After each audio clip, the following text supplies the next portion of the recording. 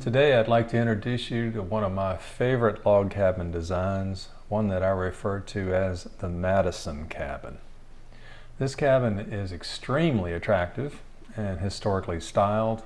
I believe she is what we all imagine in our minds when we think of a real log cabin. As you can see, this cabin is not just a concept on a piece of paper that might or might not be attractive once it is built.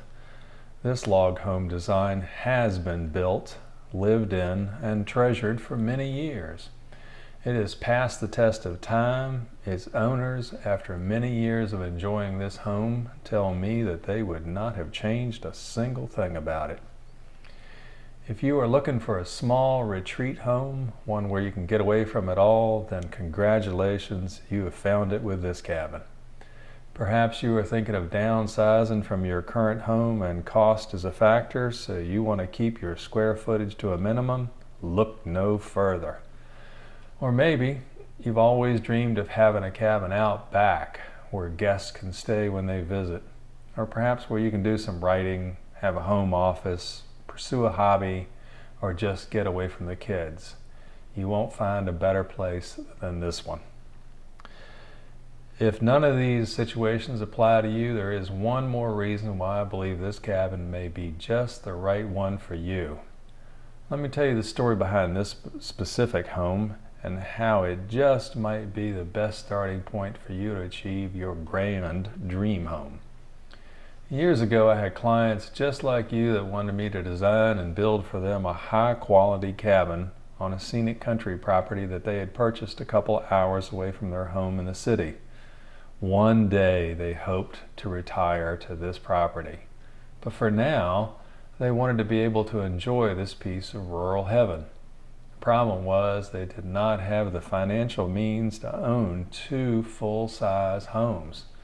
So I proposed that we get together and design a cabin that was as small as possible to meet their current retreat needs without being too small, of course, and then in the future this small cabin could be enlarged into their dream retirement home. And that's what we did. And it turned out really well, don't you think? People driving by this cabin will sometimes stop in the middle of the road to take photographs, or sheepishly pull into the driveway and ask if they can take a peek inside. Plow and Hearth, a small mail order firm, sold thousands of prints of a painting that they had commissioned of this cabin. In fact, the prints sold so well that they even featured the painting as artwork for their cover on one of their magazines. Other magazines, newspapers, and even several books have featured the story behind this cabin, complete with plenty of attractive photographs. And there have been artists who continue to drop by from time to time, setting up their easels in the yard and painting this home. Here's just one of the many paintings, this one by local artist Lou Mesa. Let's take one more look at the exterior of this cabin. This is the side of the cabin where the future expansion would be added. Notice the first floor window of the cabin. It would easily be removed, and then this opening would be enlarged to create a doorway that would lead into the future addition. There would be no waste in the process, as this window would be later reused in that addition. Years later, I did indeed design and build a large addition off of this cabin by adding on a timber frame section designed in the style of an early American tavern. And here's a photo of it. By the way, I do plan on releasing plans of that addition in the near future, should you be interested. But keep in mind that there are many options for expansions and extensions to this small cabin that would work well, including a stone addition, or perhaps a farmhouse, or maybe even another log cabin. So let's take a peek inside. As we enter in through the front door of the cabin, off to our left, we see the fireplace. You just have to have a nice fireplace in a log cabin. And off to the one side of that fireplace, we have a double hung window which lets in plenty of light and allows us to take in views of the exterior from that side of the house. On the opposite corner of the cabin, we see the staircase, which leads upstairs to the loft bedroom. And here we get our first glimpse into the kitchen addition that's off the back. And let's take a look into that kitchen next. And then we'll take a quick peek into the bathroom, which is off to the left of the kitchen. Pretty nice, huh? With lots of windows and a painted ceiling between the old hewn beams, this room is bright and cheerful. There's plenty of room to put together a meal thanks to the use of efficiency-size appliances.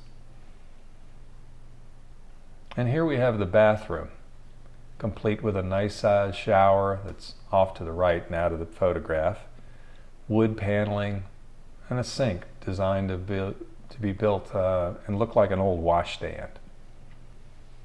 So now let's venture upstairs to the bedroom loft that's above the cabin. Plenty of room up there for a queen-size bed, a generous closet, and all the furniture and tables a person could use. With this set of plans, you're provided with 9 pages of hand-drawn images, 4 elevations, 2 interior floor plans, 1 for each floor, plus the foundation and footer diagrams, and a wall section. Let's take a glimpse at what you get. Here's the front elevation of the cabin. Love that front porch. A cabin without a porch is just not a cabin. And here's the side elevation, showing the kitchen addition entrance to the home. And here we have the chimney side of the cabin. And no tour would be complete without taking a look around back. And finally, here's a peek of the first floor plan. So there you have it, folks.